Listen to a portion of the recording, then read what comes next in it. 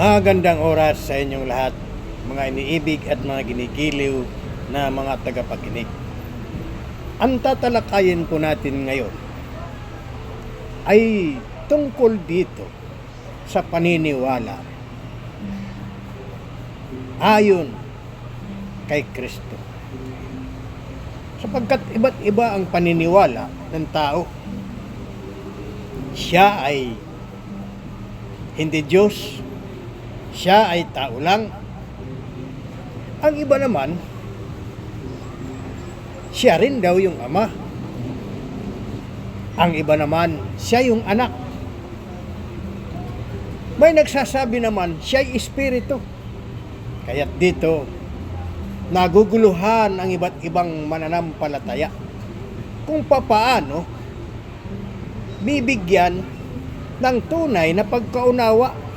Ngunit, kung magbabasa ng banal na kasulatan, maaari ito ay maliwanagan at hindi kailigaw nito sapagkat ang kasulatan ay hindi ito pinagkukulang. Kinumpleto ito. Sabi ng iba, kulang daw. Sabi ng iba, hindi rin maniniwala kasi gawa lang ito ng tao. Yan ang mga iba't ibang paniniwala. Ngayon, sa aking pagsasaliksik, ayon sa Biblia, ay natuklasan ko, sa akin lang ito, bahala kung kayo'y humatol. Sa mga bagay-bagay na ibig kong ipaaninaw, kung papaano ang natuklasan ko sa banal na kasulatan, ay dito, nakapaloob na sinasabi rito sa Juan 10:30, na ako at ang Ama ay iisa. Kaya dito, marami ang pakahulugan, marami ang nagsabi na itong Ama, yun na rin daw si Jesucristo. At ito si Jesucristo, yun na rin daw yung Ama. Kaya nga, kanya-kanyang paniniwala. Bawat sikta, marami akong nakikita at marami akong naririnig. Subalit, sa aking pagbabasa, ay mayroon din akong natuklasan ayon sa pagkaunawa na ipinagkaloob sa akin ng dakilang Panginoon. Kaya dito, na maraming nagrelihiyon, maraming mananampalataya, iba't ibang pamagat, iba't ibang pangalan ng bawat samahan, ulunduyan o kapilya. Kanya-kanya silang pagbibigay ng paliwanag kung paano nga naman ang kalagayan ng ating dakilang Panginoon Jesucristo. Kaya nga, yung iba hindi nakakaalam. Biro mo yun, pastor na, hindi pa rin alam. Obispo na, hindi pa rin alam. Bishop na, hindi pa rin alam kung ano ang kanyang pinasukan na doktrina ng pananampalataya. Basta ang pagkaalam nila, maniniwala lang kami at nananampalataya lang kami na may Diyos. Tapos, pero ayaw tuklasin kung papaano ang nakasulat sa banal na kasulatan, ang kalagayan ng Ama at saka kalagayan ng Anak at kalagayan ng Espiritu. Kaya dito, sa Juan 10:30, nagpapatotoo dito na sila'y iisa, Ang sinasabing iisa ay magkaisa sila ng Ama at saka yung Anak. Pero hindi yung Ama yung pa rin yung Anak. Yung Anak yung pa rin yung Ama. Kaya mayroon mga talata na nagpapatunay ng ating dakilang Panginoon, ay iisa sila sa paggawa, pagganap sa kalagayan. Subalit, hindi pwede ang Ama ayun pa rin yung Anak. Hindi rin pwede yung Anak ngayon pa rin yung Ama. Ito ngayon, dito ngayon iniligaw ang iba't ibang mga mananampalataya. Kaya nga, nung sabihin niya, ako't ang Ama ay isa, saan sila nagkaisa? Kaya maraming mga paniniwala, maraming paliwanag na yun na rin daw. Hindi naman sinabi ng Panginoon na ako ito na nanggaling sa langit Ako yung ama na bumaba. Pero mo yun, hindi naman bumaba yung ama. Mayroon siyang sinugo yung kanyang anak. Kaya dito mga iniibig ko, dito natin malalaman kung papaano ang bilang ng Panginoon. Ano? Ang bilang ng tao ay iba sa bilang ng Diyos. Kaya't mga iniibig ko, iisa sila sa kalagayan, iisa sila sa paggawa, iisa sila sa pagganap. Sapagkat hindi maaari na hindi masunod ang kagustuhan na nag-utos sa Kanya. Inutusan ng ang bugtong na anak upang ganapin ang kalooban ng Ama dito sa sanglibutan. Kaya't bagamat siya'y Diyos, hinubad niya ang kanyang pagdadiyos at nakitulad sa mga tao. Dito ngayon na atin ngayon tutuklasin sa banal na kasulatan kung papaano sinabi niya, ako at ang Ama ay iisa. Kaya nga hindi pwede masabi na yung Ama, yun na rin yung anak. Yung anak, yun na rin yung Ama. Dito naliligaw ang tao. Sapagkat ang iisa, ay maraming ibig sabihin sa iisa. Na kung papaano marami kayo sa Diyos ay isa lang. No? Dito sabi nila, idalawa na. Kaya mga iniibig ko, ang pananampalataya ay dapat na matuklasan ng bawat mananampalataya. Na dito kung papaano ang tinatalakay natin ay kung papaano sila ay iisa.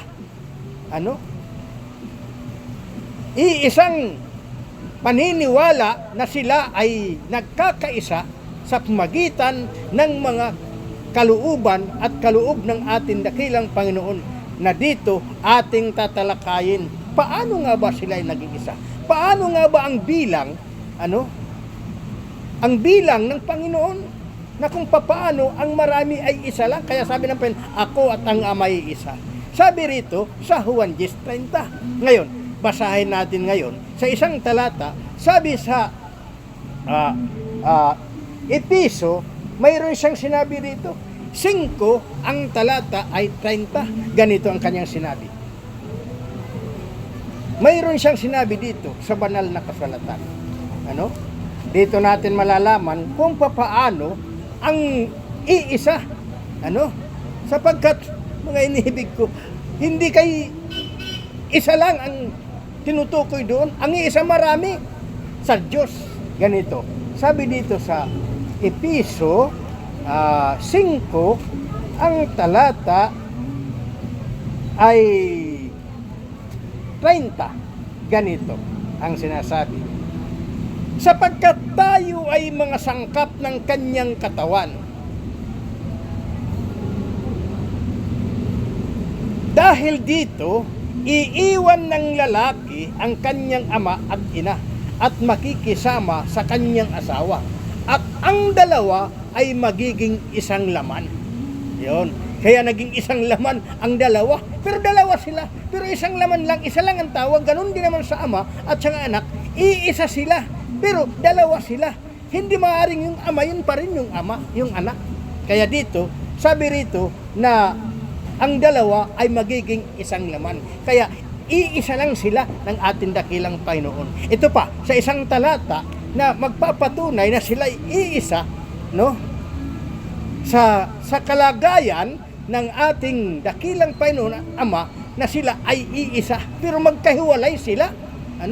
Ang sabi dito sa Galatia 3, ang talata ay 28. Ganito ang kanyang sinabi. Galatia 3, ang talata ay 28. Mayroon siyang sinabi rito. Walang magiging Hudyo o Grego man. Walang magiging alipin o malaya man.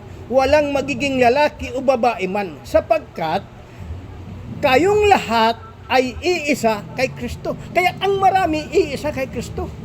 Yun. Tapos, hindi mo pwede sabihin na yun pa rin yung ama. Iba yung anak. Yung marami, kabuhan, iisa lang. Kaya iisa sila ng ama. saka yung anak. Paulit-ulit na ating tinatalakay ang ganun paniniwala. Pero hindi ito kaya paliwanag ng mga pastor, obispo, bishop pa. Bagkus ang paniniwala nila ay isa lang, nagkaisa lang sila. Trinity pa nga ang tawag doon. Pantay-pantay lang daw sila.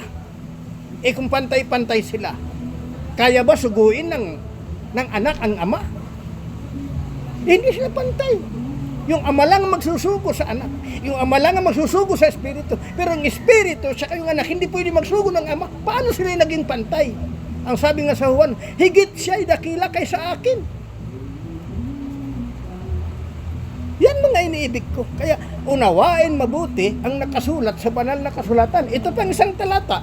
Ang sabi sa isang talata ay ganito. Mayroon siyang sinabi sa Mateo 19. Oh, ang talata ay 4. Basahin natin.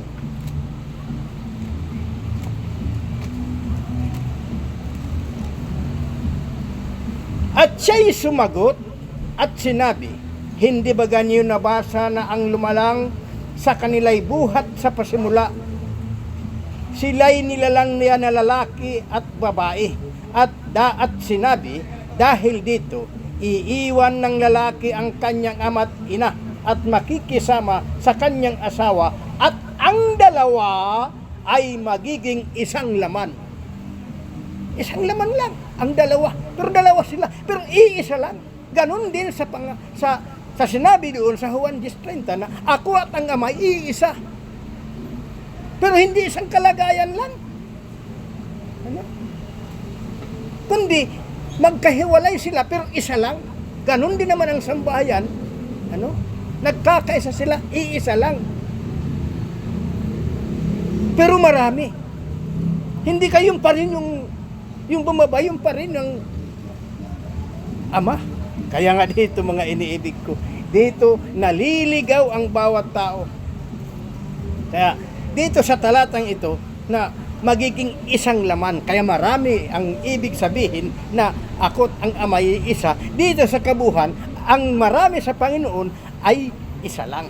Pero sa tao, 1 plus 1 equals 2. Yun ang Kaya dito sa mga nagrelihiyon na ito, sa mga mananampalatayang ito, tinagurian ng mga pastor, mayroon pa nga dyan tinagurian mga medium, pero hindi kayang ipaliwanag ang banal na kasulatan sapagkat hindi naman sila nagbabasa. Samantala, inutos ng Panginoon na basahin. Basahin ang banal na kasulatan. Sapagkat dito raw meron kang makakamit na buhay na walang hanggan. Sapagkat hindi ito pinagkulang. Sabi sa Isaias 34 talata 16, basa, ang sabi rito ay ganito. Inyong saliksikin sa aklat ng Panginoon at inyong basahin. Kahit isa man ito ay hindi magkukulang, walang nangangailangan ng kanyang kasama sapagkat inutos ng aking bibig at pinisan sila ng kanyang espiritu. Hindi ito nagkukulang. Kinumpleto ito. Saliksikin. Sapagkat kinakailangan na basahin, sabi sa banal na kasulatan. Ang mga nakasulat dito. Ngunit ang iba'y hanggang basa lang pero hindi iniunawa. Yan ang masaklap dito. Kaya dito sa ating mga pananampalataya, iba't iba ang paniniwala. Ang masaklap pa nga dyan, kung tawagin siya ay hindi Diyos, kundi tao ako na nagsasaysay sa inyo ng katotohanan. Tao. Di ang huwag mo nang tawagin siyang Panginoon, kundi kapatid na lang, kapatid na Hesukristo, kapatid na Kristo. Hindi siya Diyos, tao lang . Kaya ang tawag mo dyan, kapatid. Pero ang mga apostol, mga alagad, ang tawag sa kanya, Panginoon. Sabi nga ito, Panginoon ko at Diyos ko. Pero mo yun, Panginoon pa yun, Diyos pa rin yan. Pero mga tao, dapat hindi, kapatid ko na Kristo, dapat ganun na lang. Ingatan. Kaya ang pananampalataya ay talagang mahiwaga. Ito pa, isang talata, magpapatunay na kung papaanong ibig sabihin at pakahulugan na ako at ang ama ay iisa. Ang sabi rito sa banal na kasulatan, sa sa Henesis, dos, ang talata ay 21, ay ganito. Basahin natin. Henesis 2, ang talata ay 21. Mayroon siyang sinabi rito. Dito tayo sa 23. At sinabi ng lalaki, ito nga'y buto ng aking mga buto, laman ng aking laman. Siya'y tatawaging babae sapagkat sa lalaki siya kinuha. Kaya't iiwan ng lalaki ang kanyang ama at ang kanyang ina at makikipisan sa kanyang asawa at sila'y magiging isang laman. Pero mo yun, dalawa sila, kinuha doon sa tadyang ni Adan, si Eva, at naging babae. Ngayon, isa lang sila, pero naging dalawa sila, pero iisa ang tawag doon. No? Iiwan ng lalaki. Ito.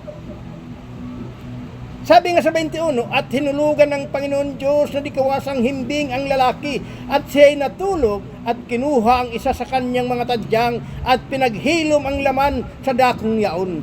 At ang tadyang na kinuha ng Panginoon Diyos sa lalaki ay ginawang isang babae, at ito'y dinala niya sa lalaki. At sinabi ng lalaki, ito nga'y buto ng aking mga buto at laman ng aking laman, siya'y tatawaging babae sapagkat sa lalaki siya kinuha. Kaya't iiwan ng lalaki ang kanyang ama at ang kanyang ina at makikipisan sa kanyang asawa at sila magiging isang laman. Ganon din naman ang bugtong na anak. Bugtong ha. Sila'y iisa. Pero iba yung anak. Siya'y ipinanganak. Kaya sabi sa awit 2:7, siya'y ay aking anak. Dito ngayon naliligaw ang iba't ibang mananampalataya. Sila, isa lang nga galing sa sinapupunan si Jesucristo. Galing din dito sa tadyang si Eva. Kinuha doon kay Adan. Ngunit iisa sila. Ganun din naman sa pag-aasawa ka, kinasal kayo. Iisa. Nawawalang apelyido ng babae. Kaya isa na lang ang tawag doon sa kanila. Pero dalawa sila, iisa lang. Ang kanilang mga anak, iisa lang. Yan mga iniibig ko. Kaya dito, marami ang mga mananampalataya na hindi lubos nakakaintindi kung paano ang akot ang amay isa. Ayong bumaba, siya na rin yung umakyat na yun. Yan mga iniibig ko. Kaya sabi nga kung talagang siya pa rin yung sinasabi doon sa banal na kasulatan, isipin natin, sabi sa isang talata sa Juan, dito sabi sa Juan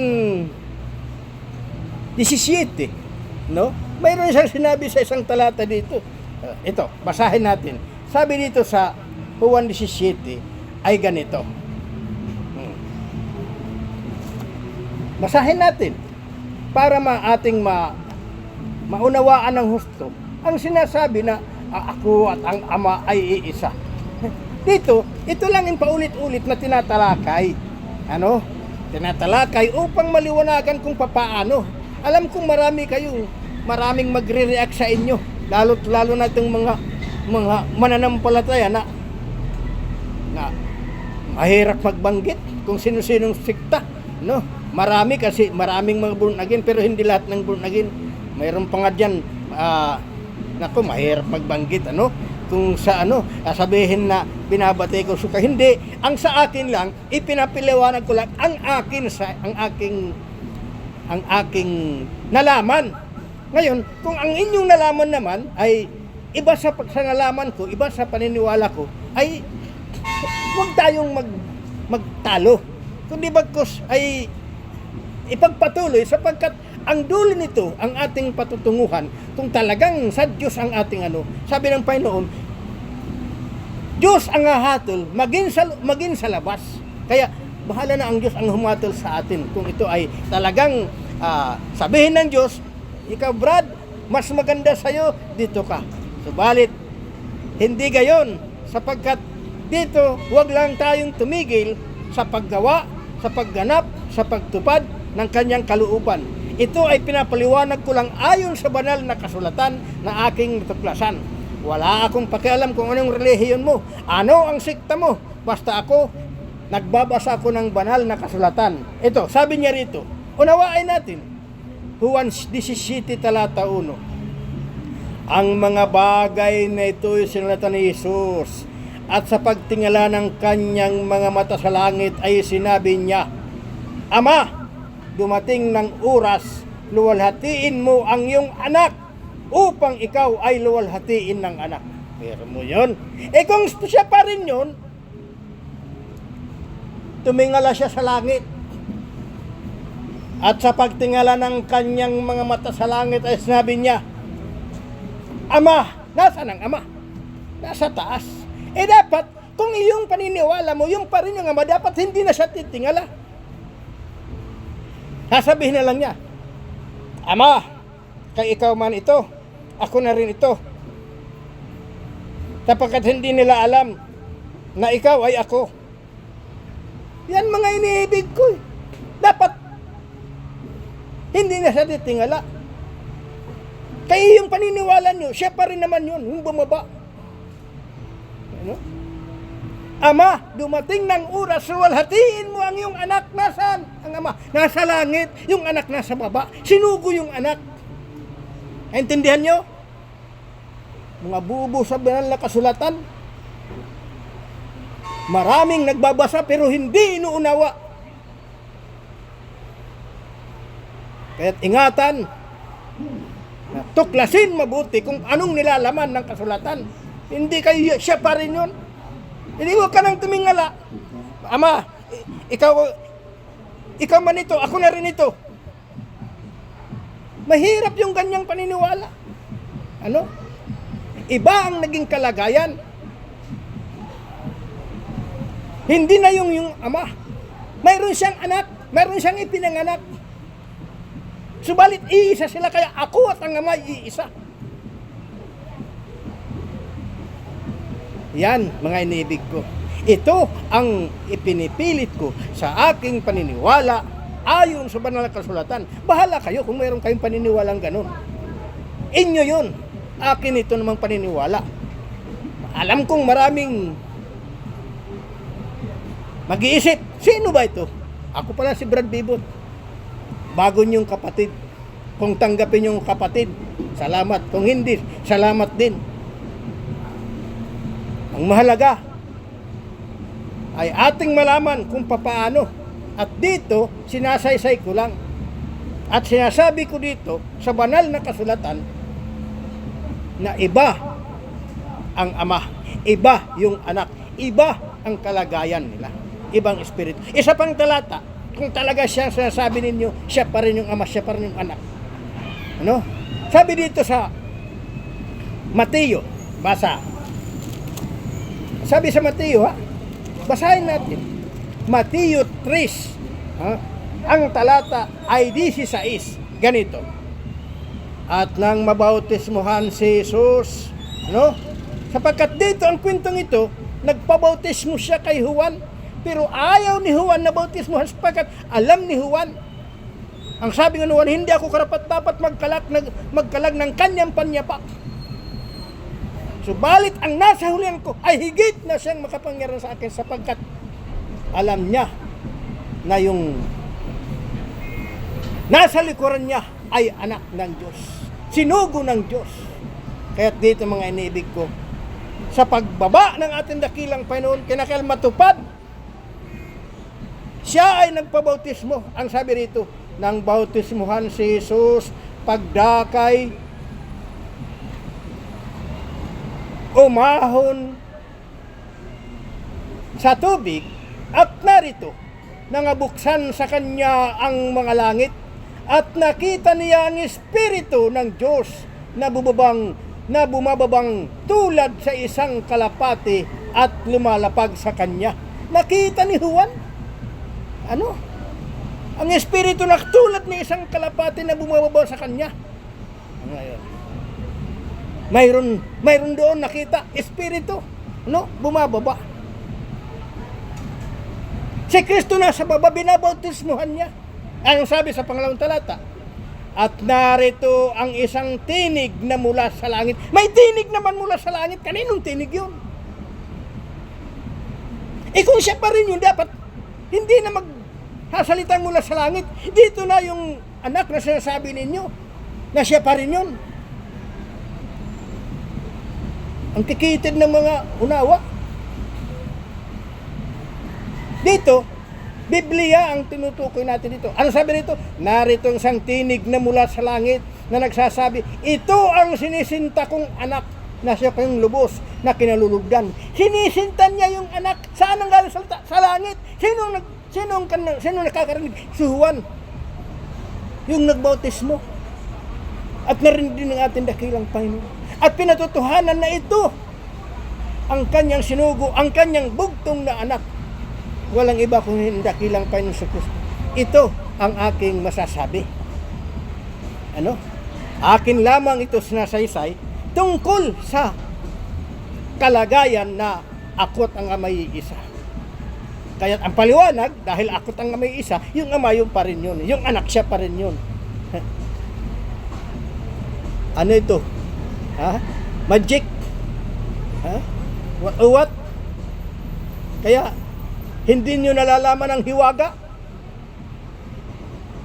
May hiwaga ang Panginoon. Sabi sa Kolosas 3, sa Kolosas 2 ay ganito. Basahin natin.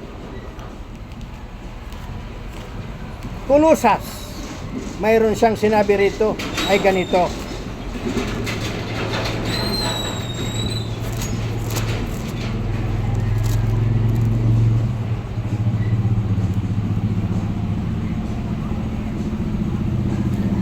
Dito sa Kolosas 2 ang talata 2, upang mga aliwang kanilang mga puso at kanilang pagkakalakip sa pag-ibig at sa lahat ng mga kayamanan ng lubos ng katiwasayan sa pagkaunawa, upang makilala nila ang hiwaga ng Diyos sa makatid bagay si Kristo. Ganun siya kahiwaga. Nagkubli. Isaiah 45 talata 15, katotohanan ikaw ang Diyos nagkukubli o Diyos ng Israel na tagapagligtas. Kaya tuklasin mabuti kung paano ang kahiwagaan ng ating dakilang Panginoon. Ano? Dito malalaman ng bawat isa. No? Ito ay sinasaysay ko lang. No? Hindi kay inaatake ko kayo, hindi kay pinupuna ko kayo, kundi binabasa ko lang sa banal na kasulatan na ang pakahulugan ng ako't ang ama ay isa sila sa paggawa, isa sila sa kalagayan. Maging tayo man ay pinagkaisa ayon kay Kristo. Sa mga turo't aral ni Kristo, iisa pa rin tayo pero nagkakahiwa-hiwalay. Pero kay Kristo, para sa Kanya, tayo ay iisa. Kaya't mga kapatid, mga iniibig na tagapakinig, wala akong intensyon upang sirain ang pananampalataya ninyo, kundi ang intensyon ko lang ay ipahayag ang aking natuklasan ayon sa banal na kasulatan kung paano ang pakahulugan ng Juan 10:29 hanggang 30. Kaya mga kapatid, ako'y humingi sa inyo ng pasensya kung ako'y nakasugat ng inyong mga damdamin. At ako'y nagpapasalamat din sa mga tumanggap. At ganun naman sa mga hindi tumanggap. Ang inyong abang lingkod na si Brad Bibot. Ano? Magandang oras muli sa inyong lahat.